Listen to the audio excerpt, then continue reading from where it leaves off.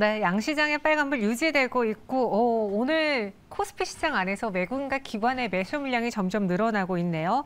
외국인은 4,700억 원 넘게 매수를 그리고 기관 투자자들은 5,500억 원 넘게 매수 우위를 보여주고 있습니다. 오늘 장 무엇이 또 마지막으로 우리의 눈길을 끌었는지 마감 OX 이건희 부장 백대윤 FA와 함께할게요. 어서 오세요. 안녕하세요. 네, 안녕하십니까. 첫 번째는 이번 주에 변동이 너무 컸던 HLB부터 볼까요? 일단 FDA에서 호재가 나오면서 지지난 거래일에 급등을 했고 전일장은 뉴스가 나와서일지 모르겠지만 또 두 자릿수의 급락을 장중에 보여주기도 했었어요. 9.47% 하락으로 마감을 했는데 오늘은 보합권에 있는 이 종목 앞으로 무엇을 봐야 되는지 두 분의 의견 보겠습니다. 20년 결실 볼 수 있을 것 같다라고 했는데 그럼 어제 하락한 거는 무엇 때문이었어요? 많이 팔아서.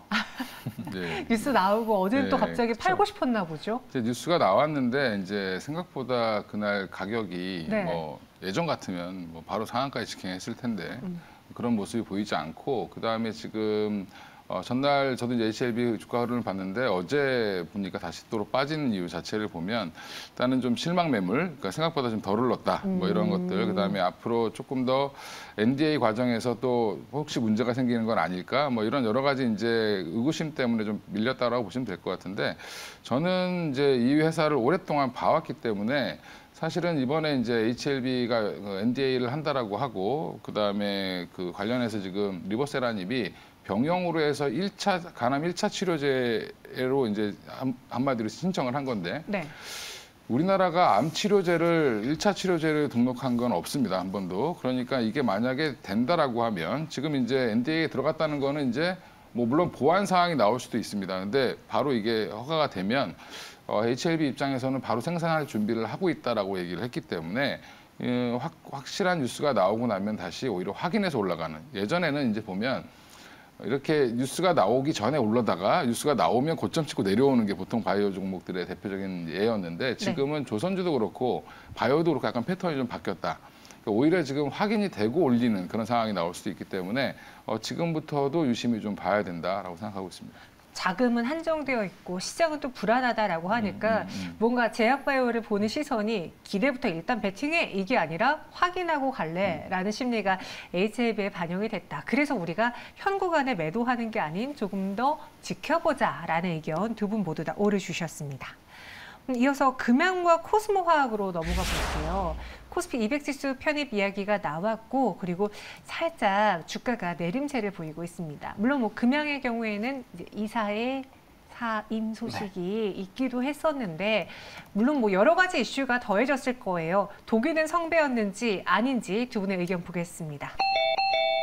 독이 든 성배였다라고 했는데 백대윤 FA 굉장히 좀 말하기가 어려울 수 있지만 이 금양과 코스모화학에 대해서 독이 든 성배라는 게 이 코스피 200지수 편입만 놓고 보시는 거예요? 다른 이야기 보시는 거예요? 사실 수급적인 영향도 있고 네. 200이 편입돼서 이제 좀 공매도인 영향도 있고 네, 여러 가지가 좀 복합적으로 작용을 한 것 같습니다.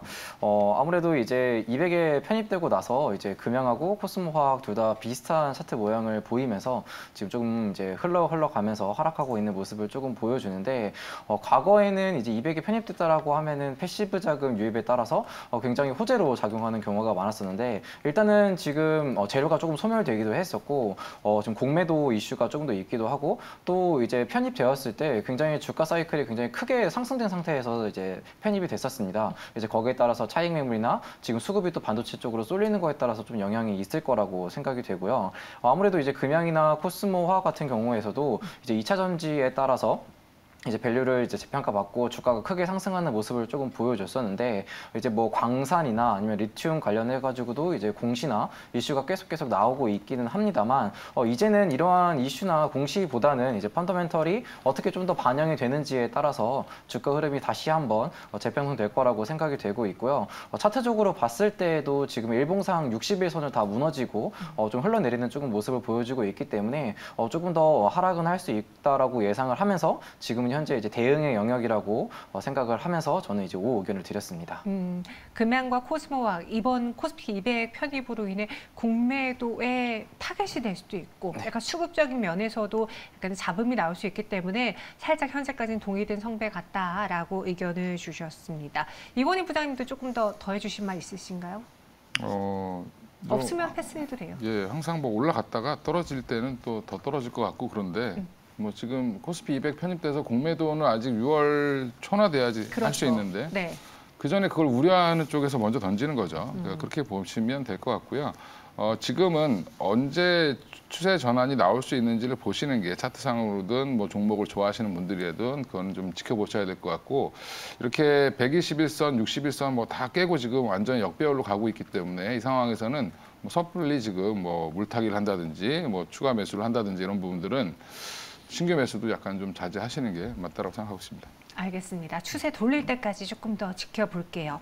마지막 넥센타이어에 대한 의견은요. 장중에 9% 넘게 오르면서 8,900원까지 올랐어요. 미국의 신공장 계획을 발표했습니다. 하반기 수익성 회복도 전망되고 있는데 어떻게 생각하십니까? 두 분은 실적 기대감을 가져가 보겠다라고 했어요.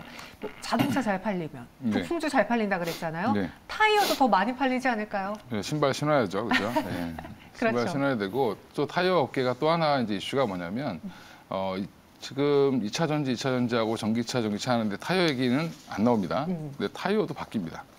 그러니까 타이어가 왜 바뀌냐면 2차 전지를 실은 전기차 같은 경우는 기존에 있는 디젤이라든지 가솔린이라든지 내연기관 차량에 비해서 차 무게가 한 1.5배 정도 무겁습니다. 그럼 그 무거운 거를 하중을 받아줘야 되는 게 결국 타이어인데 그러다 보니까 전기차 전용 타이어가 나올 수밖에 없고요. 넥센 타이어가 아마 이 부분을 그동안 이제 한국 타이어라든지 금호 타이어가 다 미국에 공장이 있는데 넥센이 없었던 이유 중에 하나가 굳이 뭐 필요 없었는데 지금은 이제 어떻게 보면 전기차 시장의 확대라든지 이런 것들까지 감안했을 때 사실은 넥센 타이어도 미국에 가야 이제 혜택을 받을 수 있기 때문에 이런 부분들 때문에 이제 결정을 내렸다라고 생각을 하고 있고 그러면 이제 안 하던 걸 하게 되는 기업들은 사실상 기대를 해보시는 게 맞고 그동안 좀 정체되어 있던 부분들을 좀 해소되지 않겠나 이렇게 생각하고 있습니다. 최근에 주가가 급락했다가 다시 좀 돌리고 있죠.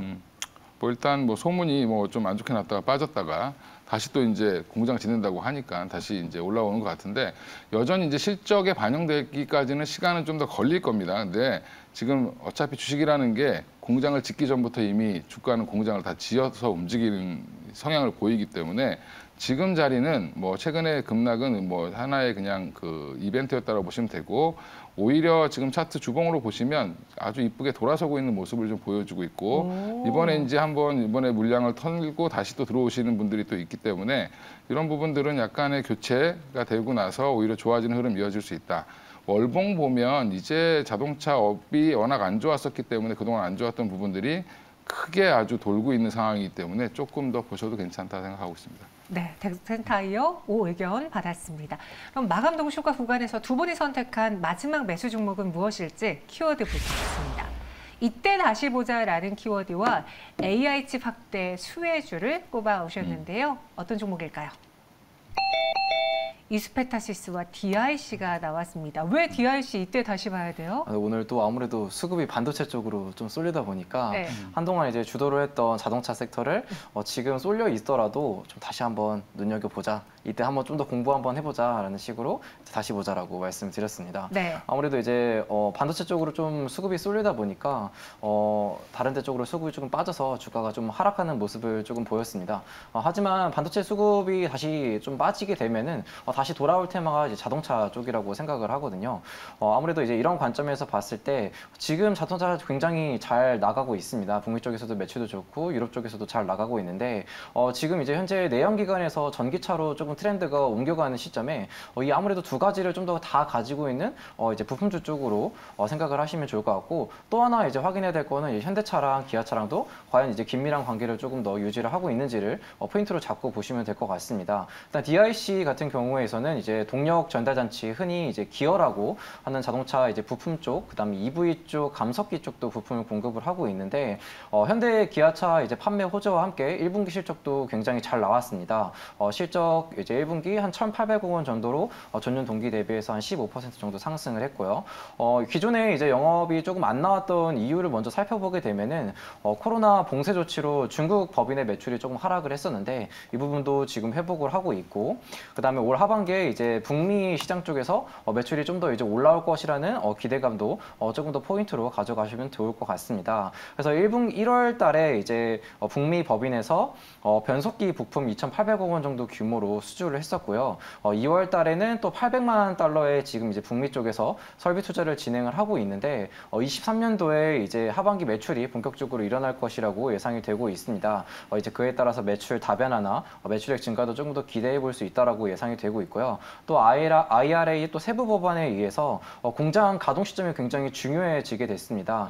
DIC 같은 경우에는 23년도를 지금 목표로 진행이 되고 있기 때문에 IRA 법안에서도 다른 현대차나 기아차의 부품 수급에 관련해서도 수혜를 받을 수 있다는 점 생각을 한번 해보시면서 매수가는 종가, 손절가는 4,600원, 목표가는 6,200원 제안해드리도록 하겠습니다. 남들 안 볼 때, 이럴 때 괜히 휘둘리지 말고 우리는 봐야 된다. 목표 주가 6,200원, 손절가는 4,600원 제시했습니다. DIC였고요. 이건희 부장님은 이스페타시스를 갖고 오셨는데 네. 이스페타시스는 다른 기판주들보다도 주가 상승 탄력이 굉장히 좋아요. 무언가 차별화가 되어 있습니까? 그렇죠. 이제 그러다 보니까 다른 기판주들 많이 빠질 때 이스페타시스는 계속 유상향을 했었고 조정이 좀 짧은 조정 이후에 지금 급상승을 하고 있는 중인데 지금도 이제 신고가를 쪽으로 가고 있습니다. 가고 있는데 이게 보면 사실은 제가 AI 관련돼서 이제 봐야 된다라고 말씀을 드렸는데 생성형 AI 간접적 수혜 정도로 보시면 될 것 같고요. 지금 AI 관련돼서 뭐 챗GPT니 뭐 바드니 여러 가지 이제 나오기 시작을 했죠. 빙도 나오고 하면서 결국에 이거에 관련된 수요는 계속 늘어날 걸로 보이고 결국엔 그러면 네트워크 연산이 증가되고 뭐 고속 연산이라든지 네트워크 장비 서버의 고사양화 이런 것도 계속 이루어질 수밖에 없고요. 그리고 앞으로 이제 또 중요한 포인트 중 하나는 엣지 컴퓨팅 관련된 수요가 계속 지금 증가할 수밖에 없다. 그래서 신규 AI 가속기 시장에서 뭐 시장에 형성될 수밖에 없는데 한마디로 이제 그동안 클라우드 서비스 중심이었다라고 하면 엣지 컴퓨팅 같은 경우는 자체적으로 빨리 연산을 해야 됩니다. 그래서 지금 보시면 뭐 자율주행이라든지 뭐 이런 그 여러 가지 그다음에 그 사물 인터넷 이런 쪽도 다 보면 엣지 컴퓨팅 수요가 계속 급속하게 늘어날 수밖에 없는 사안이고요. 거기에 들어가는 이제 핵심 부품을 이스페타시스가 만든다라고 생각하시면 되는데 아마 리포트나 이제 이런 기사 찾아보시면 되게 무슨 말을 하는 건지 잘 모르게 써 있습니다. 써 있는데 네. 한마디로 이제 AI 칩을 만들 때 이 이스페타시스가 일정 부분의 PCB를 MLB라고 해서 이게 그 옷 MLB가 아니고 예 멀티레이어 보드라고 해서 굉장히 이제 다층 이제 보드를 만들어서 이게 기술력이 많이 필요한데 이게 이제 계속 수주가 증가할 걸로 예상을 하고 있고요.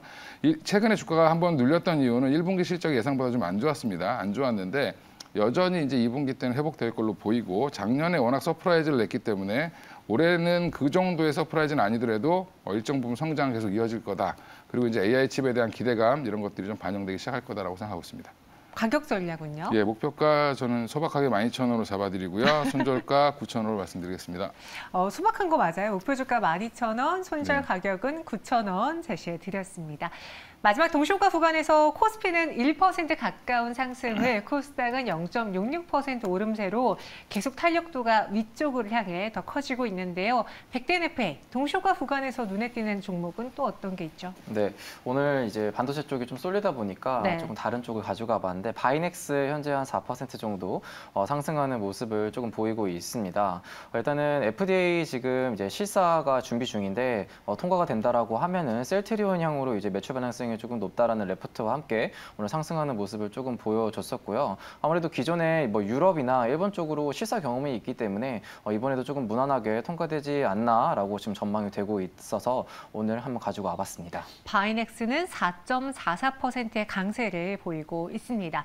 오늘 시장에서는 외국인 기관의 수급이 들어오고 있고 특히 외국인 투자자들은 코스피 현 선물 모두 매수하고 있습니다. 주초만 하더라도 외국인 투자자들의 매수가 선물 시장 시장에서만 들어와서 지수는 방어하지만 뭔가 내 계좌에 도움이 되는 것 같지 않아라는 이야기를 드렸는데 오늘은 현물 시장에서도 강한 매수를 보여주면서 코스피를 2,537.17포인트까지 끌어올려내고 있습니다. 지금까지 마감 동시효과 함께하셨습니다.